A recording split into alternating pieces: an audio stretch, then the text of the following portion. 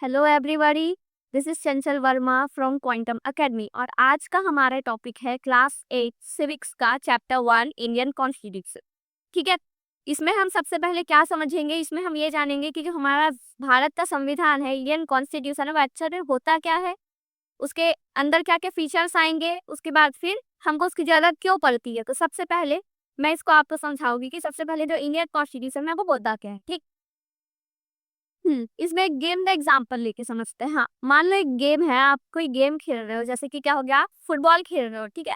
उसमें क्या होगा, मान लीजिए आपके पास एक बॉल को दे दिया गया और आपको बोल दिया गया चलो ठीक है गेम स्टार्ट करते हैं। ना ही उसमें किसी रूल्स के बारे में बताया गया है, कोई रेगुलेशंस के बारे में नहीं बताया गया। तो क्या होगा, जैसे ही गेम स्टार्ट होगा सबके बीच में लड़ाई झगड़े स्टार्ट हो जाएंगे, है ना। कोई किसी चीज का ध्यान नहीं रखेगा, मतलब ये गेम नहीं, एक दूसरे वे में हो जाएगा। बिना रूल्स और रेगुलेशन के आप कैसे डिस्क्राइब करोगे कि क्या चीज फॉलो करना है आपको, क्या चीज नहीं फॉलो करना है। सिमिलरली उसी प्रकार से हमारे भारत में, इंडिया में क्या है, मान लो कोई सोसाइटी है। उस सोसाइटी को चलाने के लिए क्या लगेगा, हमको रूल और रेगुलेशंस लगेंगे। बिना किसी रूल और रेगुलेशंस के कोई सोसाइटी के एकदम अच्छे से कैसे चल पाएगा। ठीक है।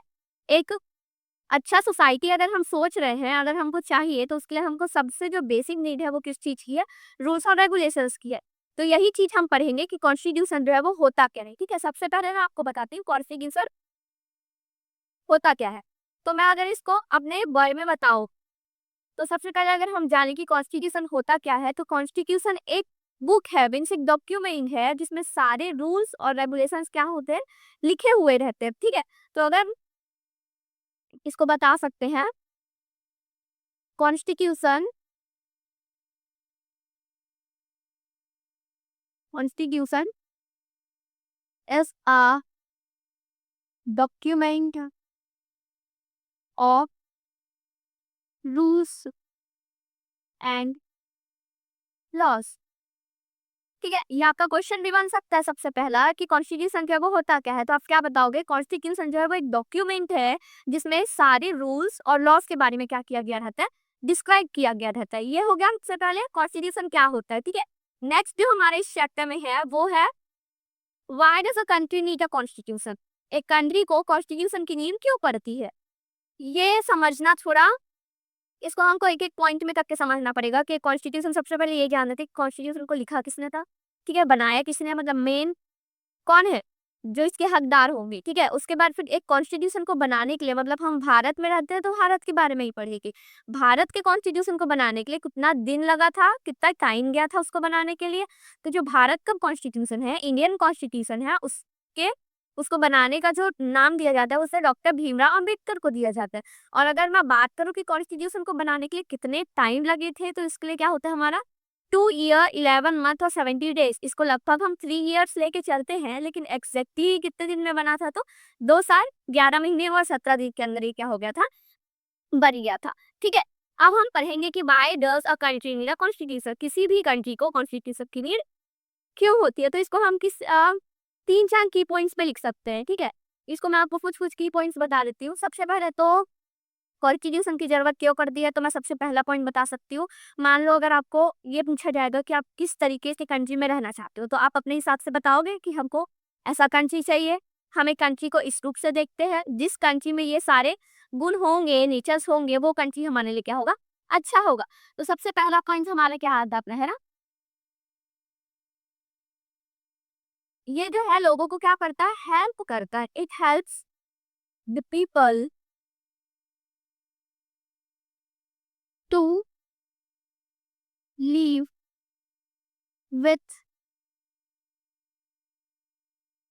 हार्मनी। मतलब कि लोगों को ये एश्योर करता है, ये एश्योर करता है कि वो एक साथ, सब लोगों के साथ क्या करे, मिलजुल कर रह सके। ठीक है। सेकंड अगर मैं देखूं, अब हमारे जो डेमोक्रेटिक कंट्री होते हैं ना, जैसे इंडिया एक डेमोक्रेटिक कंट्री है, तो उसमें क्या होता है, सारे गवर्नमेंट्स होते हैं। तो ये क्या करता है, जो कॉन्स्टिट्यूशन का बुक है वो एक डेटा है ना, सारी रूल्स और रेगुलेशन का डेटा है। तो ये गवर्नमेंट को उसको रिस्पॉन्सिबिलिटी बताता है कि गवर्नमेंट के क्या क्या काम है। तो दूसरा लिख सकते हैं,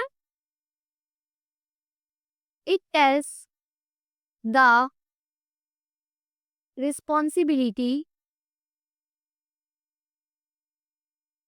रिस्पॉन्सिबिलिटी ऑफ गवर्नमेंट। ठीक है।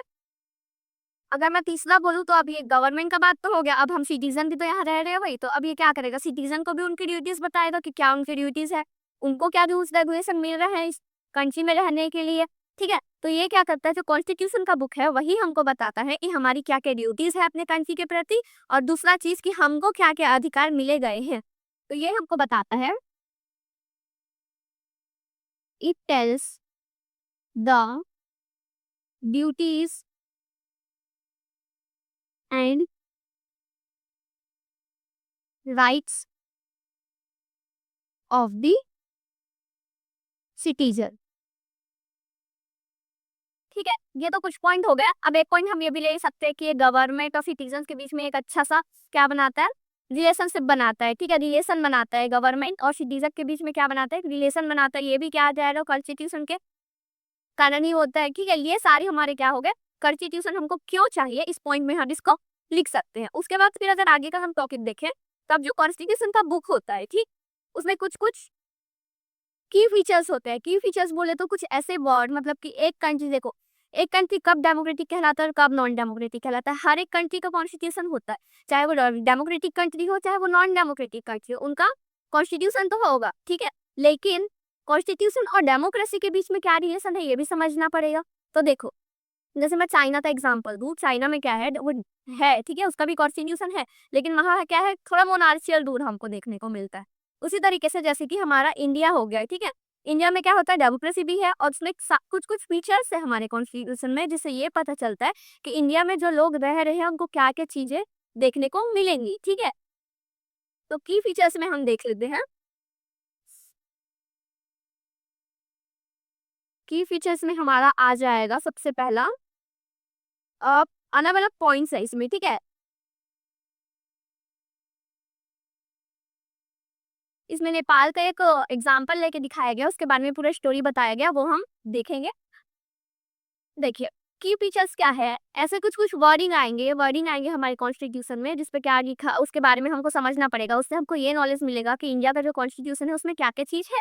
ठीक है, बेसिक नॉलेज मिलेगा। तो सबसे पहला अगर हमारा की फीचर पॉइंट आएगा, वो आएगा शायद फेडरलिज्म आएगा। क्या आएगा, फेडरलिज्म आएगा।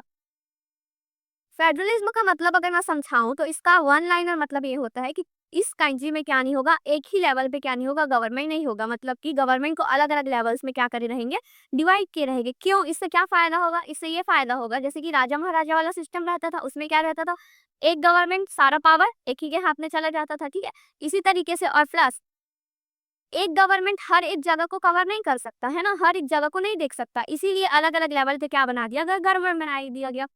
और इसमें क्या बनाया, हमारे इंडिया में क्या हो गया, देखो तीन लेवल पे गवर्नमेंट देखते हैं हम लोग। एक तो देखते हैं सेंट्रल लेवल पे देखते हैं, दूसरा देखते हैं स्टेट लेवल पे, और तीसरा हम लोग देखते हैं आजकल लोकल लेवल पे। ठीक है, ये हो गया फेडरलिज्म का।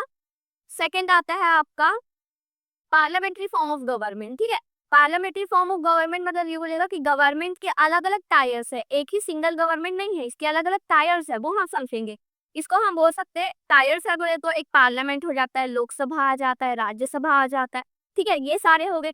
इसके बाद फिर आते हैं हम अपने पॉइंट पे। हर पॉइंट जो है हमारा की फीचर था वो है separation of power. Separation of power बोले तो जो पूरा पावर है वो एक ही जगह पे सेंट्रलाइज नहीं है। ठीक है, अगर किसी एक ही पर्सन के हाथ में आप क्या कर दोगे, पावर को सेंट्रलाइज करके रख दोगे, तो ये तो हो गया मोनार्चियल रूल वाला सिस्टम हो गया। ठीक है, वो अपने पावर का गलत यूज भी कर सकता है। उसी तरीके से क्या किया गया, इसमें पावर्स को डिस्ट्रीब्यूट कर दिया गया, तो इसको तीन लेवल पे किया गया। तीन लेवल कौन कौन से है, तो यहाँ दिख रहा है आपको। ये लेजिस्लेचर हो गया है, ठीक है, उसके बाद फिर एग्जीक्यूटिव हो गया, और एक हो गया आपका जुडिशियल हो गया। ये आपका तीन लेवल पे क्या है, गवर्नमेंट जो है उसका पावर सेपरेटेड है।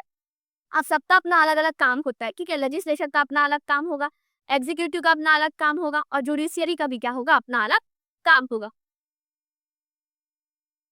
इसी तरीके से फोर्थ जो हमारा की फीचर है वो क्या है, हमारा फंडामेंटल राइट्स आ जाता है। अब देखो फंडामेंटल राइट्स होता क्या है, आपको पूछा जा सकता है कि फंडामेंटल राइट्स होते क्या है, तो आपको ये बताना है, किसी भी इंडियन, जैसे कि आप इंडिया में रह रहे हो, तो किसी भी सिटीजन को जन्म के साथ ही कुछ अधिकार क्या हो जाते हैं, प्राप्त हो जाते हैं। ठीक है, जन्म के साथ ही उनको कुछ अधिकार मिल जाएंगे।